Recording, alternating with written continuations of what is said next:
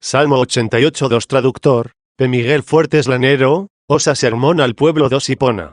En los años 411-412 Z, o Cartago en el año 411, R. 1.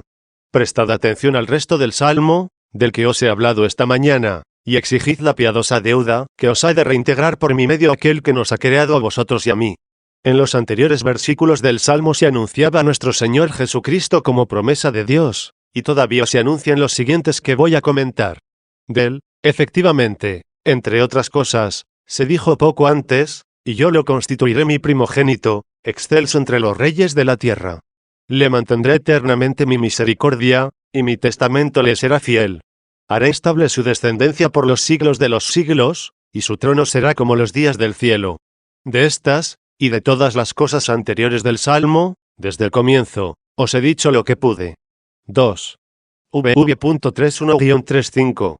Así prosigue el Salmo: si sus hijos abandonan mi ley, y no siguen mis mandamientos, si profanan mis preceptos, y no guardan mis mandatos, visitaré con la vara sus iniquidades, y con azotes sus delitos, pero no apartaré de él mi misericordia, ni lo dañaré en mi verdad, ni violaré mi testamento, y no cambiaré las palabras que salen de mis labios. Grande es la estabilidad de la promesa de Dios. Los hijos de este David son los hijos del esposo. Todos los cristianos se llaman hijos suyos. Mucho es lo que Dios promete, porque si los cristianos, es decir, sus hijos, dice, abandonan mi ley, y no siguen mis mandamientos, si profanan mis preceptos, y no guardan mis mandatos, no los reprobaré, ni consentiré que caigan en la ruina. Pero, ¿qué es lo que haré? Visitaré con vara sus iniquidades, y sus delitos con azotes. La misericordia, pues, no es tan solo de quien llama, sino también de quien golpea y azota. Que se ponga sobre ti la mano paterna, y si eres buen hijo, no rechaces el castigo. ¿Qué hijo hay a quien su padre no corrige? Corríjalo, sí, mientras no aparte de él su misericordia. Golpea al contumaz, con tal que le dé su heredad. Tú, si has conocido a fondo las promesas del Padre, no temas ser castigado, sino desheredado. El Señor corrige a quien ama, y azota a todo aquel a quien recibe por hijo uno. ¿No tolerará el hijo pecador ser azotado, cuando ve ser flagelado al hijo único sin pecado? Visitaré, pues, con la vara sus iniquidades. También amenaza así el apóstol. ¿Qué queréis? ¿Que vaya a visitaros con la vara en la mano? ¿Dos lejos de los hijos piadosos al decir? Si vas a venir con la vara, no vengas. Mejor es ser adoctrinado con la vara del Padre, que perecer con las caricias del salteador. 3. Visitaré, dice, sus iniquidades con la vara, y sus delitos con azotes. Pero no apartaré de él mi misericordia. ¿De quién? De aquel David a quien prometí tales cosas, a quien ungí con mi óleo santo sobre sus compañeros. 3. ¿Conocéis quién es aquel de quien Dios no aparta su misericordia? No sea que quizás alguno diga preocupado, suponiendo que es de Cristo de quien no apartará su misericordia. ¿Qué pasa con el pecador? ¿Acaso no dijo, más bien, pero no apartaré mi misericordia de ellos? Visitaré, dice, con la vara sus iniquidades, y con latigazos sus delitos. Tú esperabas, para tu tranquilidad, que dijera, pero no apartaré de ellos mi misericordia. Y casualmente esto es lo que expresan algunos códices, pero no los más selectos. Y los que lo tienen, no dicen nada al respecto. ¿Cómo es, entonces, que de Cristo no aparta su misericordia? ¿Acaso pecó en la tierra o en el cielo el mismo Salvador del cuerpo, que está sentado a su derecha, e intercede por nosotros? 4. Cierto que no le aparta de Cristo, es decir de sus miembros, y de su cuerpo, que es la Iglesia. Y así, con una sola expresión, dice que no apartará su misericordia de él, y lo dice como si no tuviéramos en cuenta el Hijo unigénito que está en el seno del Padre, pues en él no se mira al hombre como persona, sino que la única persona es el hombre, Dios. Luego no aparta de él su misericordia, cuando no le aparta de sus miembros, de su cuerpo, en el cual también él soporta persecuciones en la tierra, estando ya en el cielo, sin clamar desde allá, Saulo, Saulo, ¿por qué persigues a mis siervos, ni a mis santos, ni a mis discípulos? Sino que dijo, ¿por qué me persigues? 5. Y, como estando él sentado en el cielo, nadie lo perseguía, y exclamó, ¿por qué me persigues? La cabeza reconocía sus miembros, y el amor no separaba la unión con su cuerpo. Así también cuando no apartó de él su misericordia, no le aparta tampoco de nosotros, que somos su cuerpo. Pero no por eso deberemos pecar sin preocuparnos, ni prometernos perversamente que por mucho mal que hagamos, no pereceremos. Hay ciertos pecados y ciertas iniquidades de las que, o me es imposible tratar y concretar, o, si me fuera posible, sería demasiado largo de contar. Nadie puede decir que está sin pecado, y si lo dijera mentiría. Dice San Juan, si dijéramos que estamos sin pecado, nos engañamos a nosotros mismos, y la verdad no está con nosotros. 6. Luego cada uno es castigado necesariamente por sus propios pecados. Pero si es cristiano, la misericordia de Dios no se aparta de él.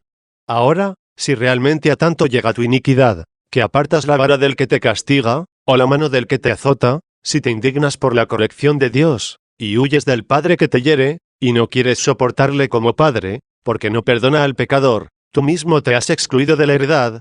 No te apartó Dios de ella, porque si hubieras aceptado el castigo, no habrías sido desheredado. No apartaré, dice, de él mi misericordia, ni le causaré daño con mi verdad. No se apartará la misericordia del que libra, para que no dañe la verdad del que castiga. 4. Ni violaré mi testamento, ni cambiaré las palabras que pronuncian mis labios. No porque pecan sus hijos, voy a ser yo un mentiroso, prometí, y cumpliré. Suponte que por desesperación quieren pecar, y así irremisiblemente caen en pecado, de suerte que se vuelven execrables a los ojos del Padre, y merecen ser desheredados. No es el mismo, de quien se dijo, de estas piedras puedes sacar hijos de Abraham. 7. Por tanto, os digo a vosotros, hermanos, muchos cristianos pecan, pero sus pecados son tolerables, muchos por el castigo se corrigen de su pecado, se enmiendan y quedan sanos. Pero muchos se oponen totalmente a Dios, y resisten con dura cerviz la corrección del Padre, y rechazando absolutamente la paternidad de Dios, y estando, no obstante, bautizados, caen en tales crímenes, que no se puede por menos de decirles, los que realizan tales cosas no poseerán el reino de Dios. 8. No obstante no quedará, por ellos, Cristo sin herencia, pues no perecerán los granos por causa de la paja. 9. Ni por culpa de los peces malos serán excluidos del cesto todos los peces de la red. 10. El Señor conoce a los que son suyos. 11.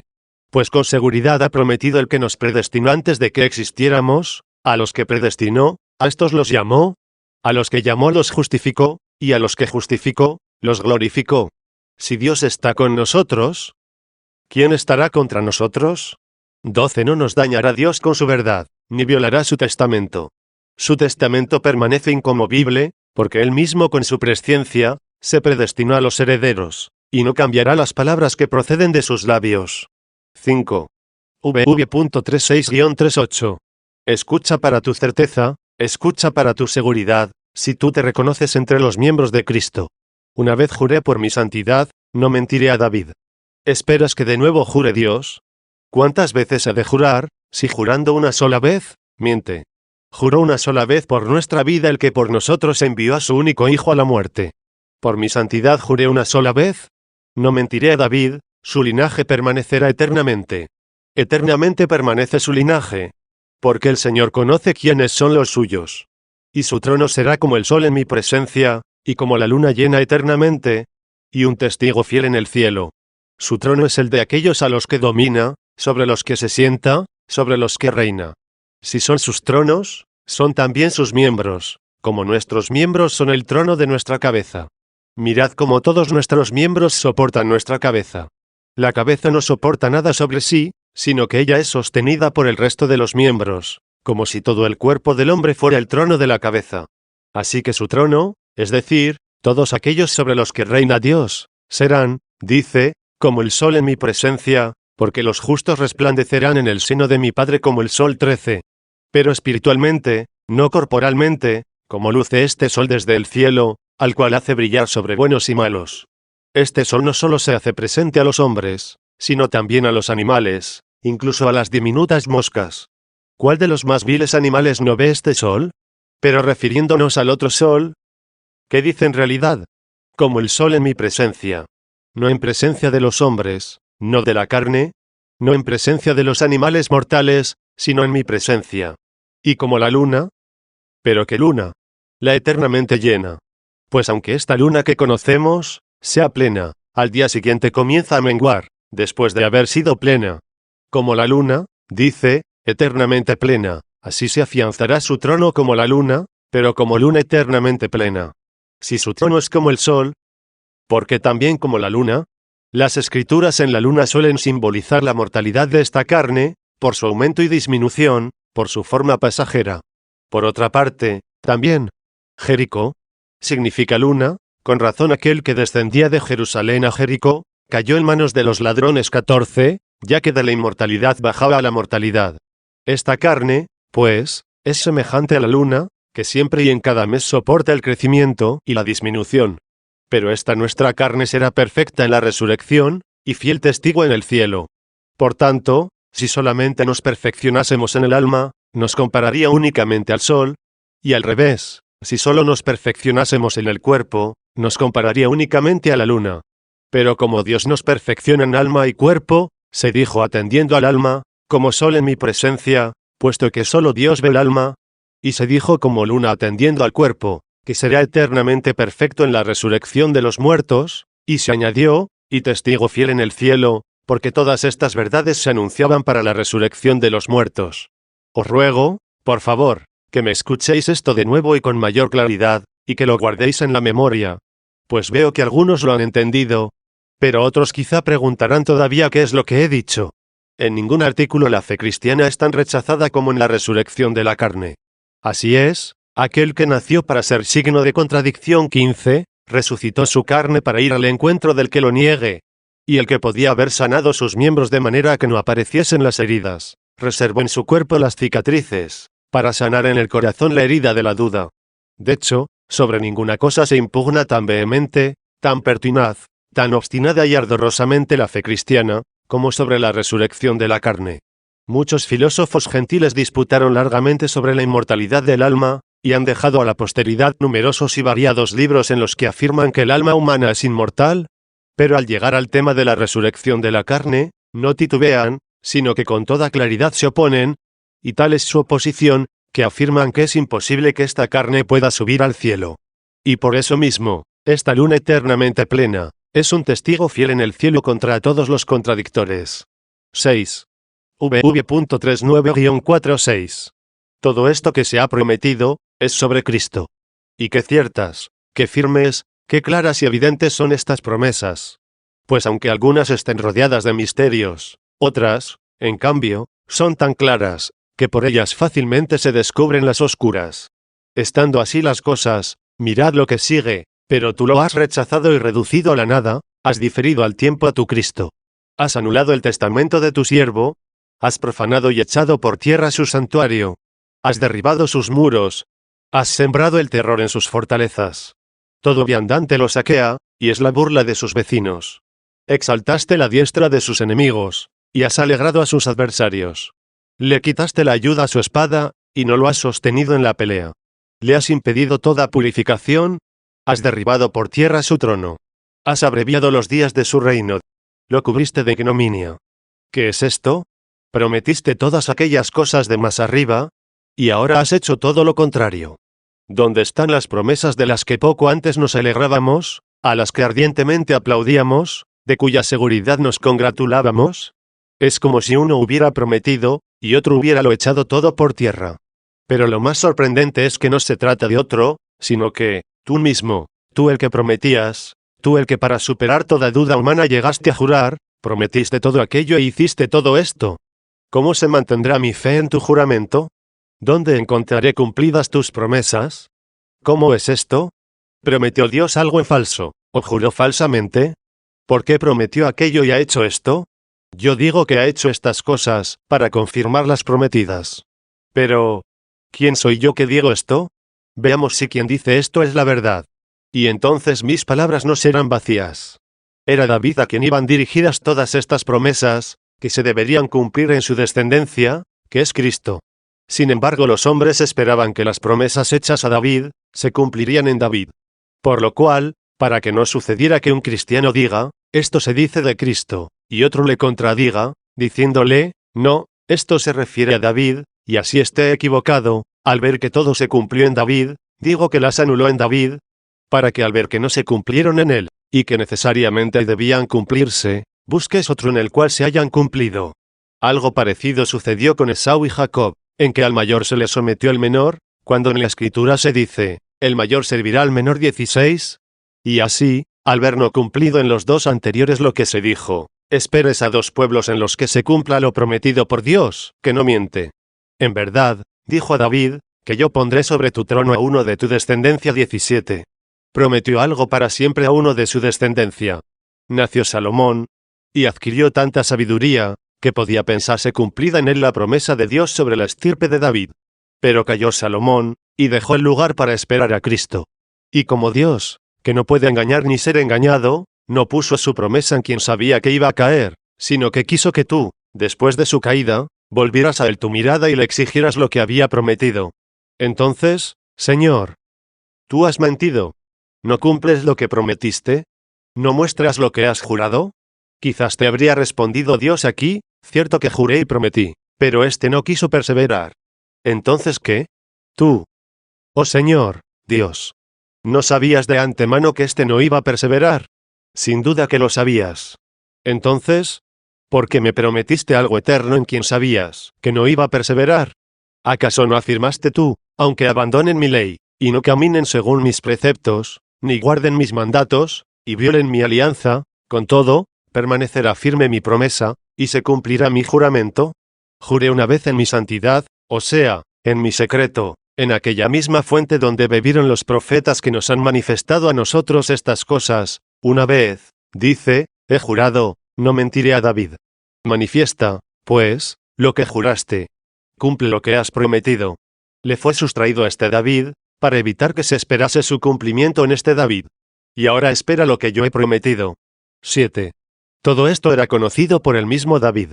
Fíjate, efectivamente, lo que dice, tú lo has rechazado y reducido a la nada.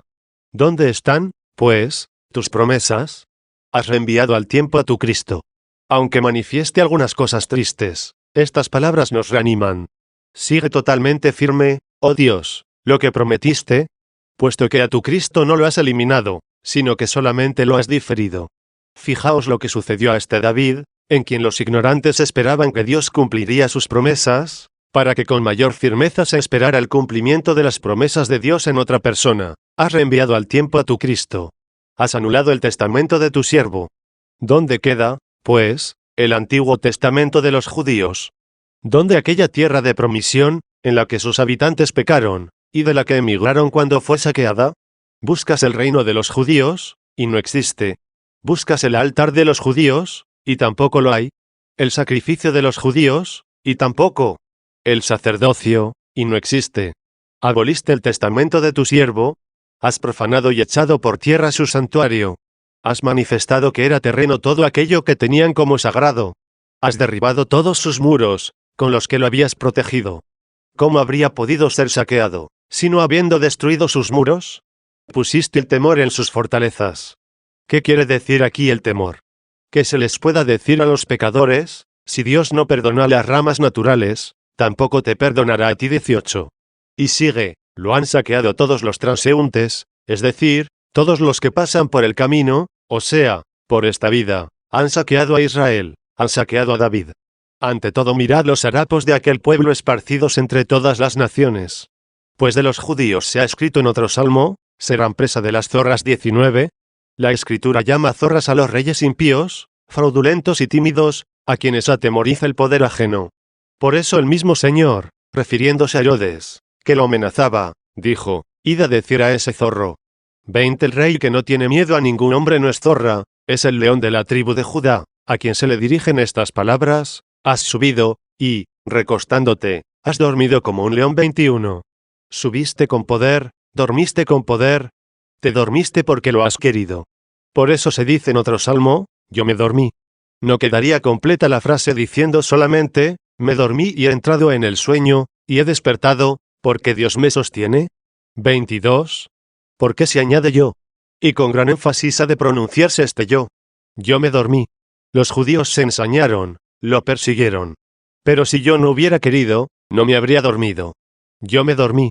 Luego aquellos de quienes se había dicho, serán presa de las zorras, de ellos mismos se dice ahora, lo han saqueado todos los viandantes, se han convertido en la burla de sus vecinos.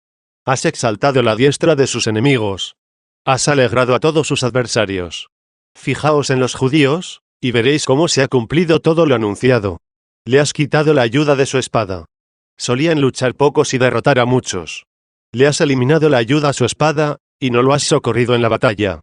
Por su culpa fue vencido, por su culpa fue arrestado, por su culpa expulsado de su reino y dispersado, pues perdió la patria, porque al amarle indebidamente, mató al Señor. Apartaste la ayuda a su espada, y no lo socorriste en la batalla. Lo has despojado de toda purificación. ¿Qué es esto? Entre todos los males aparece aquí un gran terror. Por mucho que Dios castigue, por mucho que se enoje, por mucho que llegue a golpear y a azotar, hágalo unido a él para purificarlo, que no lo prive de la purificación, porque si le aparta la purificación, ya no hay posibilidad de purificarlo, sino que debe ser arrojado a la perdición. ¿De qué purificación está privado el judío? De la fe.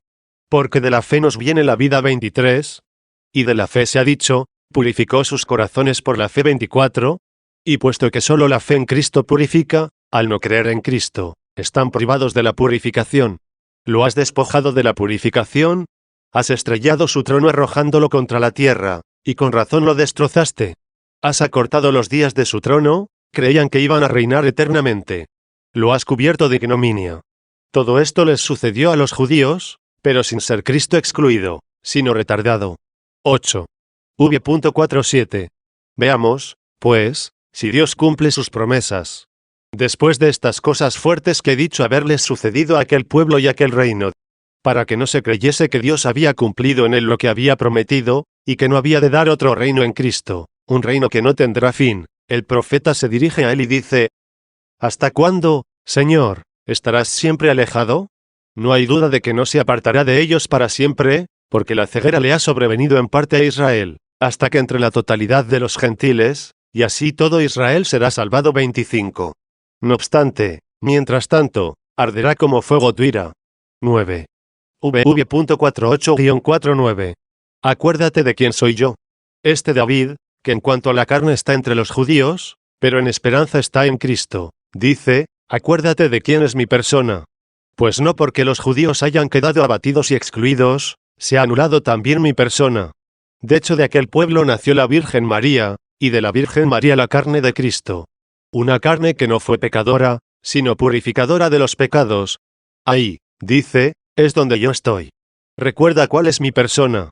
Mi raíz no ha perecido del todo. Vendrá el descendiente, a quien se hizo la promesa, manifestada por medio de los ángeles, y por la mano del mediador. 26. Acuérdate de quién soy yo, puesto que no en vano has creado a todos los hijos de los hombres. Pero resulta que todos los hijos de los hombres se han desviado hacia la vanidad, pero tú no los has creado en vano. Pero a pesar de que todos se envanecieron, a quienes tú no creaste en vano, ¿no te habrás reservado alguna manera de purificarlos de la vanidad? Sin duda, el medio que te reservaste para purificar a los hombres de su vanidad, fue tu santo, en el cual está mi consistencia. Por él logran la purificación de su propia vanidad, todos a quienes tú no creaste en vano, y a los cuales se dirigen estas palabras: hijos de los hombres. ¿Hasta cuándo seréis duros de corazón? Porque amáis la vanidad y buscáis el engaño. Quizás si se preocuparan, se apartarían de la vanidad, y dándose cuenta de que están manchados por la vanidad, buscarían cómo purificarse. Socórrelos, dales seguridad. Y sabed que el Señor ha hecho admirable a su santo. 27. Ha hecho admirable a su santo, por él ha purificado a todos de la vanidad. En él está, dice, mi personalidad. Acuérdate de él. Porque no en vano creaste a todos los hijos de los hombres. Luego reservaste algo para purificarlos. ¿Quién es este, a quien reservaste? ¿Quién es el hombre que vivirá sin ver la muerte? Está claro que vivirá sin ver la muerte el que purifica de la vanidad. Porque no creó a todos los hijos de los hombres en la vanidad, ni puede desinteresarse de ellos el que los creó, hasta el punto de no convertirlos ni purificarlos. 10. ¿Quién es el hombre que vivirá sin ver la muerte? El que resucitando de entre los muertos, ya no muere más, la muerte no tiene ya dominio sobre él. 28. Así leemos en otro salmo: no abandonarás mi alma en el abismo, ni permitirás a tu santo experimentar la corrupción. 29. La enseñanza apostólica hace suyo este testimonio, y en los Hechos de los Apóstoles se enfrenta con los infieles diciendo: hermanos varones, sabemos que el patriarca David murió, y que su carne experimentó la corrupción. Luego no se referían a él estas palabras, no permitirás a tu santo experimentar la corrupción 30. Entonces, si no se dijeron de él, ¿de quién se dijo? ¿Quién es el hombre que vivirá y no verá la muerte? Quizá no se refieren a nadie. No, por el contrario, se hizo la pregunta, ¿quién es? Para que busques la respuesta, no para que te desanimes y dejes de investigar. Pero quizás haya algún hombre que vivirá sin ver la muerte, pero sin referirse a Cristo, que murió. No hay absolutamente nadie que viva sin experimentar la muerte, excepto el que ya murió por los mortales. Y para que te convenzas de que se dijo de él, mira lo que va a continuación. ¿Quién es el hombre que vivirá y no verá la muerte? ¿Luego no murió nunca? Sí, murió. Entonces, ¿cómo es que vivirá sin ver la muerte? Librará su alma, su vida, de las garras, del poder, del abismo. He aquí cómo solo él, absolutamente él solo vivirá y no conocerá la muerte. Él salvará su vida del poder del abismo, porque, aunque todos sus fieles resucitarán de entre los muertos, y vivirán también ellos eternamente sin ver la muerte, sin embargo, no liberarán ellos mismos su propia vida del poder del abismo. El que libró su propia vida de las garras del abismo, ese es el que libera el alma de sus fieles del poder del abismo. Ellos no se pueden librar por sí mismos. Demuéstrame que ha sido él quien ha librado su vida. Tengo el poder de desprenderme de mi vida, y el poder de recuperarla de nuevo. Nadie me la quita, porque yo mismo me he dormido 31, pero yo mismo la doy, y de nuevo la vuelvo a tomar 32, porque es él quien libra su vida de las manos del abismo. 11. V.50. Pero en la misma fe de Cristo se ha sufrido bastante, y durante un largo tiempo las gentes decían furiosas con las palabras de un salmo, ¿cuándo se morirá, y desaparecerá su nombre? 33 Precisamente por estos que ya creen en Cristo, pero todavía tendrán que sufrir por algún tiempo, continúa el salmo y dice, ¿dónde están tus antiguas misericordias, Señor? Ya conocemos a Cristo el que purifica, ya tenemos en quien cumples tus promesas. Muéstranos en él lo que has prometido. Él es el que vive sin ver la muerte, él mismo es quien libró su alma del poder del abismo, y nosotros todavía seguimos sufriendo. Estas son las palabras que dijeron los mártires, cuya fiesta celebramos. Él vive y no verá la muerte, él libró su vida del poder del abismo, pero nosotros somos por tu causa sacrificados día tras día, y como dice el Salmo, somos tratados como ovejas de matanza 34. ¿Dónde están, Señor, tus antiguas misericordias, las que juraste a David por tu verdad? 12. V.51. Acuérdate, Señor, del sufrimiento de tus siervos. Estando él vivo, y sentado ya en el cielo a la derecha del Padre, se han lanzado afrentas contra los cristianos. Por un largo tiempo se ha considerado un delito el pertenecer a Cristo. Aquella mujer viuda, que luego dio a luz, y tuvo una familia más numerosa que la que tenía esposo 35, tuvo que oír afrentas, tuvo que oír los insultos. Pero la iglesia se ha multiplicado, se ha extendido a derecha y a izquierda, y no se ha acordado de la ignominia de su viudez. Acuérdate, Señor. En tu recuerdo se encuentra una inmensa dulzura. Acuérdate, no te olvides. ¿De qué debes acordarte? Acuérdate de la humillación de tus siervos, de los sufrimientos de muchas gentes, que he llevado en mi seno. Iba a predicar, dice, y oía insultos, y lo ocultaba en mi seno, cumplía en mi persona aquellas palabras de San Pablo, somos maldecidos y rogamos. Hemos llegado a ser como la basura del mundo, y el desecho de todos 36. Por largo tiempo contuvieron los cristianos en su seno, en su corazón estos oprobios, sin atreverse a responder a los ultrajadores. Antes parecía un delito responder a los paganos, y ahora ya es un delito el seguir siendo un pagano. Demos gracias al Señor, que se ha acordado de nuestros ultrajes. Ha enaltecido el poder de su Cristo, haciéndolo admirable ante los reyes de la tierra. Ahora ya nadie ultraja a los cristianos, y si lo hace, es en privado, es más grande el temor de ser oído, que la voluntad de ser creído. Porque he guardado en mi seno las ofensas de muchas gentes. 13. V.52. Así me afrentan tus enemigos, Señor, tanto los judíos, como los paganos. Lo que me han echado en cara. ¿Qué me han echado en cara? El cambio de tu Cristo.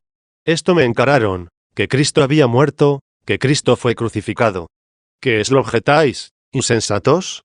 Aunque ya no hay nadie que ponga esto como objeción, con todo, si ha quedado alguno. ¿Por qué echas en cara la muerte de Cristo? Él no se extinguía, experimentaba solo un cambio.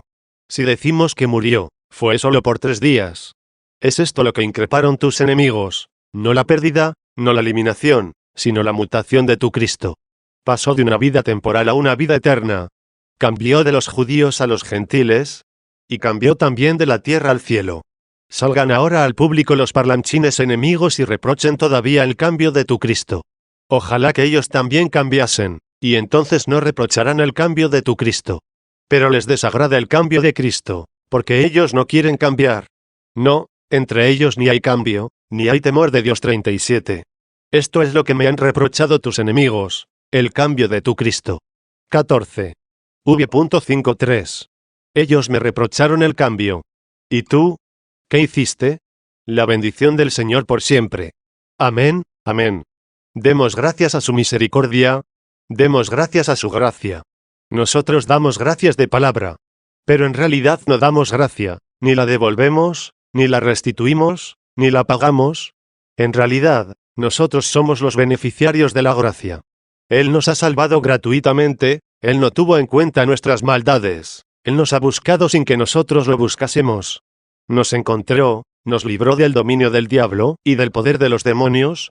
Para purificarnos, nos ha sujetado con la fe, quedando sueltos aquellos enemigos que no creen, y por ello no pueden ser purificados. Digan cada día lo que quieran aquellos que han quedado libres, y que van siendo cada día menos. Que se opongan, que se burlen, que reprochen el cambio de tu Cristo, no su ruina. No caen en la cuenta de que mientras esto dicen, ellos van disminuyendo, sea porque algunos creen, o porque mueren.